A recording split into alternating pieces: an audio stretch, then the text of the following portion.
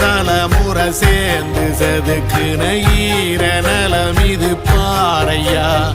வாழும் வரையிலும் நீயும் விதைக்கிற கடமை இருக்கு கேளையா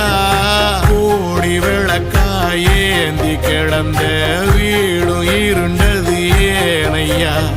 மாட விளக்கா நீயும் வரத்தான் வீடும் ஏங்கி நிக்குதையா